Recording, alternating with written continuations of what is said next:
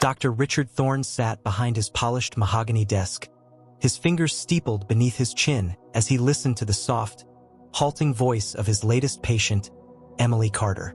The room was dimly lit, the heavy velvet curtains drawn against the late afternoon sun, casting long shadows across the walls lined with books on psychology and human behavior. Emily, a fragile woman in her late 20s, twisted a tissue in her lap as she spoke, her eyes darting nervously to the framed degrees on the wall, proof of Thorne's expertise, his brilliance. She had come to him seeking help for her paralyzing fear of abandonment, a wound carved deep by a childhood spent in foster homes. Her voice trembled as she recounted the terror of waking up alone, the recurring nightmare of being left behind.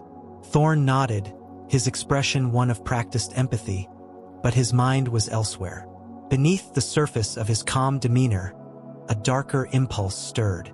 He thrived on this, peeling back the layers of a person's psyche, exposing the raw, quivering core of their fears. To the world, he was a savior, a healer of broken minds. To himself, he was a puppeteer, and his patients were marionettes dangling from invisible strings. Emily's confession was a gift, a key to unlocking her vulnerabilities. He leaned forward slightly, his voice smooth as silk. "Tell me, Emily," he said, "what's the worst thing you imagine could happen if someone left you?" Her answer came in a whisper, "That I'd be nothing, that I'd disappear." Thorne's lips twitched into a faint smile, quickly masked. "Perfect." He scribbled a note in his leather-bound journal. Not a clinical observation, but a plan. Over the next few weeks, he'd amplify that fear, subtly planting seeds of doubt about her friends, her co-workers, even her own worth. He'd isolate her, make her dependent on him, until she was a quivering wreck begging for his guidance. It was a game he'd played before with countless others, and he'd never lost. Across town, Detective Mark Reynolds sat in his cluttered office at the precinct, a cup of cold coffee in hand as he stared at a thin file labeled Thorne, Richard. The file had landed on his desk after a string of odd reports. Patients of the esteemed therapist turning up in psych wards, or worse, disappearing altogether. There was no hard evidence, nothing concrete enough for a warrant, just whispers and gut feelings. Mark rubbed his temples, his dark eyes narrowing as he flipped through the pages. A woman named Sarah Jennings had checked herself into a hospital last month, claiming someone was controlling her thoughts. Her therapist? Dr. Thorne. A man named Daniel Pierce had vanished after months of sessions, leaving behind a cryptic note about facing the truth. Again, Thorne. Mark had seen manipulators before, con artists, abusers, but this felt different. Thorne wasn't after money or power in the traditional sense. He was playing with minds, breaking people for sport. Mark's jaw tightened. He'd lost his sister to a predator like that years ago, a cult leader who'd twisted her until she was a shell of herself. He wouldn't let it happen again. Not on his watch. He grabbed his coat and headed for the door, determined to dig deeper into Thorne's world, even if it meant going undercover as a patient himself. The city buzzed outside, oblivious to the quiet war brewing between a man who healed with one hand and destroyed with the other, and a detective who'd stop at nothing to bring him down. Thorne's game had begun years ago, but now, for the first time, someone was ready to play back. Mark Reynolds adjusted the collar of his jacket as he stepped into Dr. Richard Thorne's waiting room, the faint scent of lavender and antiseptic hitting him like a wall. He'd spent days crafting his cover. A man named James Carter, a construction worker battling insomnia and a creeping paranoia about being watched. It wasn't far from the truth. Mark had barely slept since taking on this case, his nights haunted by the faces of Thorne's broken patients. He'd called ahead, booking an appointment under the alias, and now he sat on a plush leather chair, flipping through a magazine he didn't read, his eyes scanning the room. A receptionist with a tight smile typed at her desk, and a single door led to Thorne's inner sanctum. The air felt heavy, like it was holding its breath. When the door finally opened, Thorne emerged, a tall figure in a tailored gray suit, his silver hair catching the light. "Mr. Carter," he said, his voice warm but laced with something Mark couldn't place, curiosity, perhaps, or amusement. Mark stood, offering a curt nod, and followed him inside. The office was a shrine to control, every book, every pen, every framed accolade meticulously placed.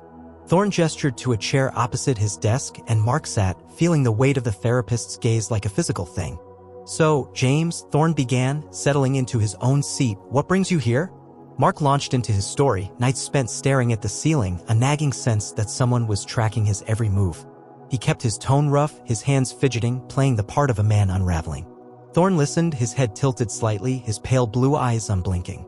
"Fascinating," he murmured when Mark finished. "This fear of being watched, it's primal, isn't it? Like a hunted animal." He leaned forward, his voice dropping. "Tell me, James, do you ever feel like you deserve it? Like you've done something to invite the scrutiny?" The question caught Mark off guard, a flicker of unease rippling through him. He recovered quickly, muttering, "Maybe? I don't know." Thorne smiled, a thin, knowing curve of his lips, and jotted something in his journal. Mark's skin prickled. He'd expected probing, but this felt like a scalpel slicing too close to the bone. Thorne was good. Too good. The session stretched on, Thorne weaving questions that seemed innocent but left Mark feeling exposed, off balance. By the end, he was handed a card with a follow-up appointment and ushered out, the door clicking shut behind him with finality. Meanwhile, Emily Carter sat in her small apartment across town, the silence pressing in like a living thing. Since her last session with Thorne, her world had shifted. Friends hadn't returned her calls, and her boss had snapped at her for a minor mistake, his words echoing Thorne's gentle suggestion that she wasn't cut out for her job. She'd started checking the locks obsessively, convinced someone might slip in and abandon her in her sleep. Thorne had told her to journal her fears, to face them head-on, and she'd filled pages with spiraling thoughts, each one darker than the last. She didn't know it, but Thorne had already begun his work, planting doubts, nudging her toward collapse. Mark, back in his car, scribbled notes of his own. Thorne hadn't slipped yet, but the man's presence was a coiled snake, waiting to strike. Mark needed more, something concrete. He decided to tail one of Thorne's patients, someone vulnerable enough to show the cracks in the therapist's facade. A quick call to a contact at the precinct pulled up Emily's name from a recent welfare check. She'd called 911 last week, panicked about disappearing. Mark's gut twisted. She was the perfect target. That night, he parked outside her building, watching her silhouette flicker behind the curtains. She paced, paused, paced again, a woman fraying at the edges. Mark didn't know it yet, but he was stepping into Thorne's web, a place where every move was anticipated, every weakness exploited. The therapist's game was in full swing, and Mark was no longer just an observer, he was a player. The street outside Emily Carter's apartment was quiet, save for the occasional hum of a passing car and the rustle of leaves in the late March breeze. Mark Reynolds sat in his unmarked sedan, his eyes fixed on her third-floor window. The curtains twitched again, and he caught a glimpse of her pale, disheveled, clutching a phone she didn't use. He'd been there for hours, piecing together her routine, the way she'd peer out every 15 minutes, the way her hands shook as she double-checked the deadbolt. She was a textbook case of someone under psychological siege, and Mark knew who was pulling the strings. Dr. Richard Thorne had her exactly where he wanted her, teetering on the edge, ripe for his next move. Inside, Emily's world was shrinking. The walls of her apartment felt closer each day, the air thicker. Thorne's voice echoed in her mind from their last session. "You're stronger than you think, Emily, but only if you let go of those who hold you back." He'd said it with such kindness, his eyes soft, but the words had burrowed into her like thorns. She'd stopped texting her best friend, Lisa, after Thorne pointed out how Lisa always seemed too busy for her. She called in sick to work, convinced her coworkers, whispered behind her back. Alone, she felt safer, yet more terrified than ever. The journal Thorne had given her lay open on the coffee table, its pages a chaotic scrawl of her fears. "They'll leave me. I'm nothing without them. I'm fading." Mark's phone buzzed, pulling him from his thoughts. It was his partner, Detective Laura Hayes, a no-nonsense woman who'd been skeptical of his obsession with Thorne. "Got anything yet, or are you still chasing ghosts?" she asked, her voice crackling through the speaker. Mark glanced at Emily's window. "Not yet, but I'm close. This guy's patients are falling apart, Laura. It's not coincidence." She sighed. "No proof, no case. You know that. What's your next move?" Mark hesitated, then said, "I'm going back in. Another session. If I can get him to slip, I'll have something." Laura warned him to be careful, but he was already hanging up, his mind racing. The next day, Mark returned to Thorne's office as James Carter, his cover intact. This time, Thorne seemed more animated, his questions sharper. "Last time, James, you mentioned feeling watched," he said, tapping his pen against his journal. "Have you noticed it getting worse? Any specific moments?" Mark leaned into the role, describing fabricated incidents, shadows in his rearview mirror, footsteps behind him at night. Thorne's eyes gleamed. Interesting. And how does that make you feel? Trapped? Powerless? Mark nodded, keeping his expression haunted. Yeah, like I can't escape it. Thorne scribbled furiously, then paused, his gaze piercing. What if I told you the Watcher isn't outside, James? What if it's in you, a part of you that's waiting to take control? The words landed like a punch. Mark's pulse quickened, but he masked it, muttering, I don't know what you mean. Thorne smiled, a predator savoring the scent of prey. We'll explore that next time. Trust me, James, I'll help you face it. The session ended and Mark left with a churning gut. Thorne wasn't just probing, he was planting something, a seed of doubt Mark couldn't shake. Was this how he broke people? By turning their minds against themselves? That night, Emily hit her breaking point. Alone in her apartment, she heard a knock, soft, insistent. She froze, her heart hammering. No one visited anymore. She crept to the door, peering through the peephole, but saw only darkness. When she opened it, a note lay on the mat, you're enough on your own. Let them go. No signature, but she knew Thorne's handwriting from her journal's margins. She sank to the floor, sobbing, the note clutched in her hand. He was right. She had to let go of everyone. Mark, still parked nearby, saw her collapse through the window. He cursed under his breath, torn between intervening and preserving his cover. Thorne was escalating, and Emily was the proof. But Mark needed more, a confession, a mistake. The game was tightening, and he was running out of moves. The precinct was a hive of flickering fluorescent lights and stale coffee when Mark Reynolds stormed in, his coat still damp from the drizzle outside. He dropped a plastic evidence bag on Laura Hayes' desk, the note from Emily's doorstep sealed inside. Found this last night, he said, his voice rough with exhaustion. She's cracking, Laura. Thorne's doing this, pushing her over the edge. Laura picked up the bag, squinting at the neat, slanted handwriting. You're enough on your own. Let them go. She frowned, setting it down. Creepy as hell, but it's not a smoking gun, Mark. No name, no direct threat. Could be anyone. Mark paced, running a hand through his dark hair. It's him. I know it is. I saw her fall apart right after it showed up. He's isolating her, making her think she's better off alone. It's textbook manipulation. Laura leaned back in her chair, arms crossed. You're too close to this.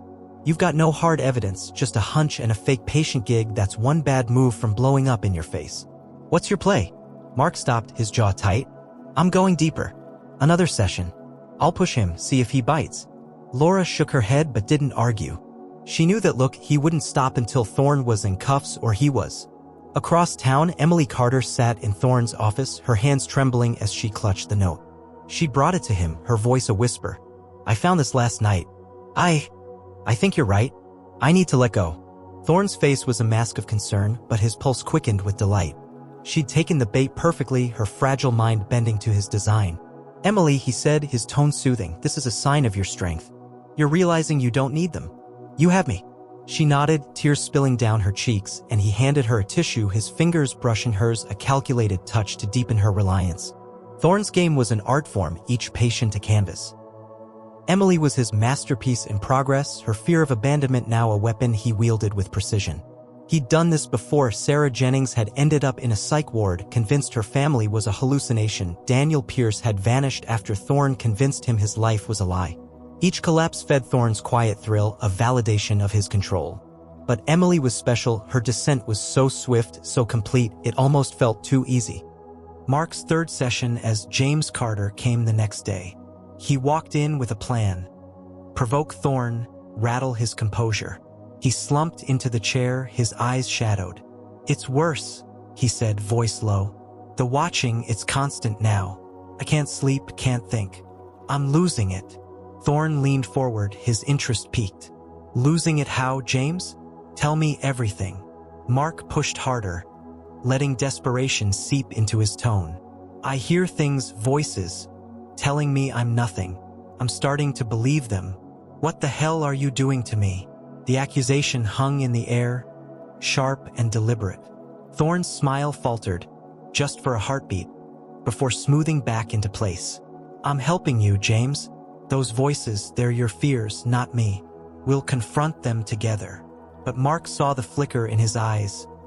Anger, suspicion. He'd struck a nerve. Thorne shifted tactics, his voice dropping to a hypnotic cadence. Close your eyes, James. Picture the Watcher. What does it look like? Mark hesitated, then complied, describing a vague, looming figure. Thorne's pen scratched across the page, and when Mark opened his eyes, the therapist's gaze was cold, calculating. "We're getting somewhere," Thorne said. "Next time, we'll dig deeper." Outside, Mark's hands shook as he lit a cigarette. Thorne had dodged the trap, but he'd revealed something. A crack in his armor. Mark needed to exploit it fast. Emily was running out of time. That night, he broke protocol, slipping into her building and knocking on her door. She answered, wild-eyed, barely recognizing him. "Who are you?" she rasped.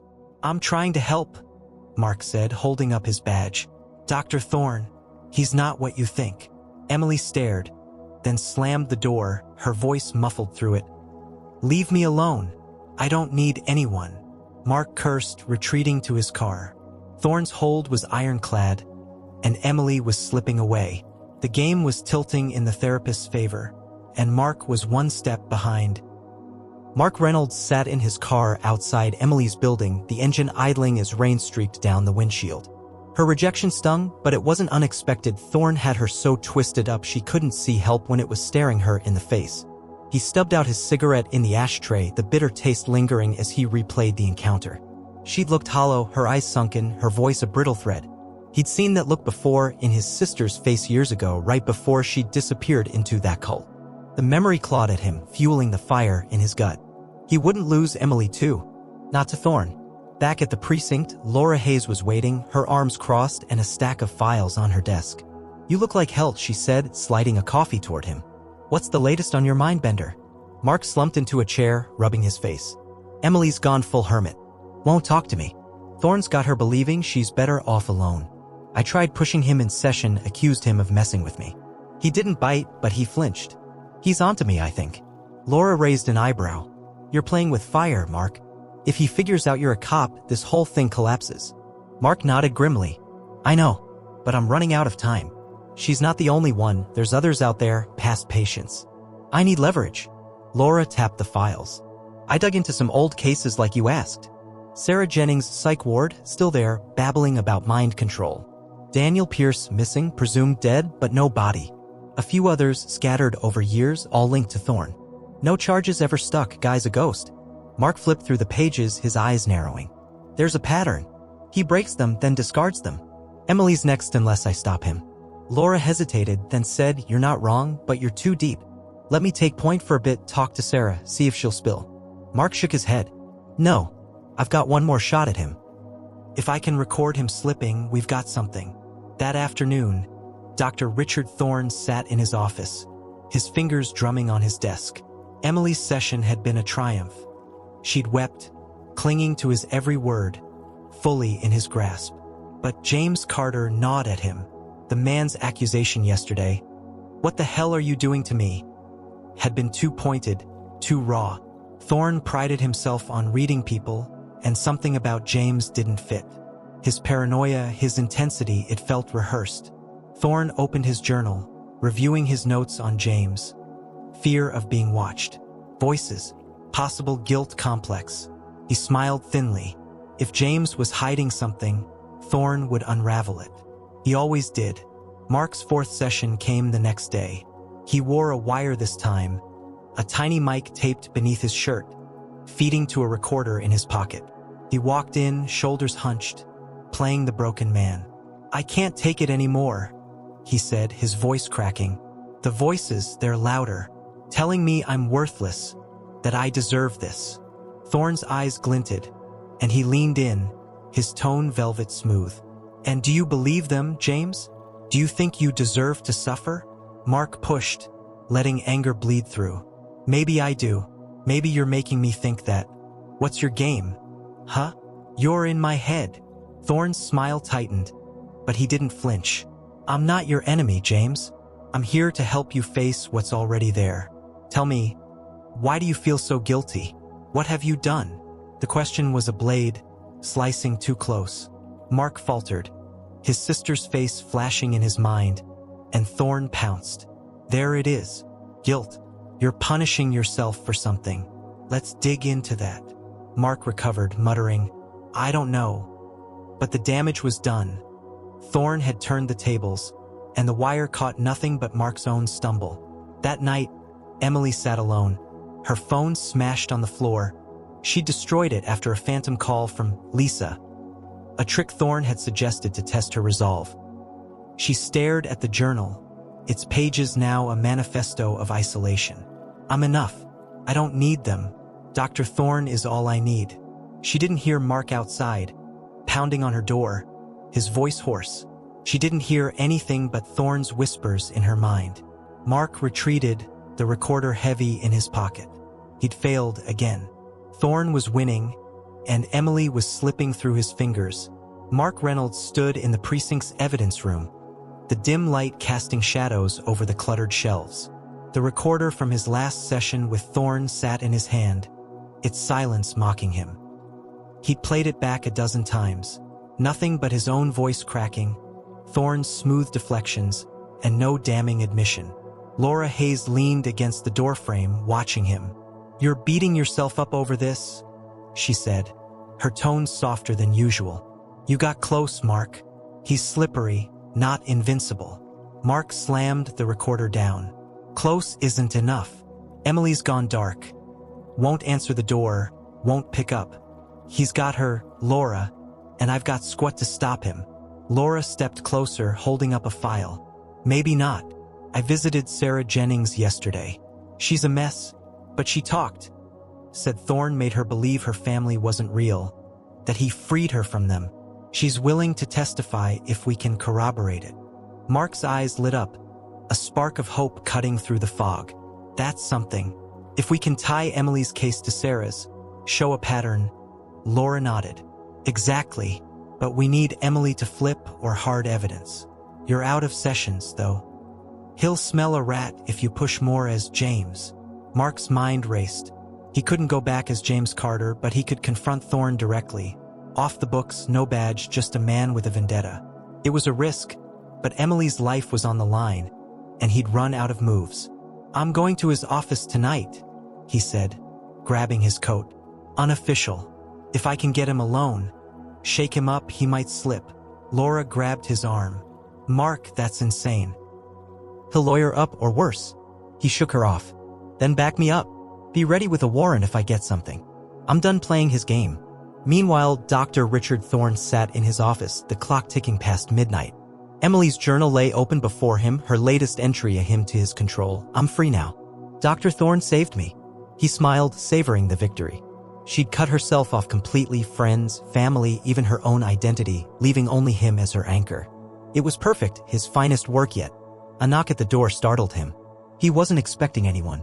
He rose, smoothing his suit, and opened it to find Mark standing there, rain-soaked and furious. "Dr. Thorne," Mark said, stepping inside without invitation. "We need to talk."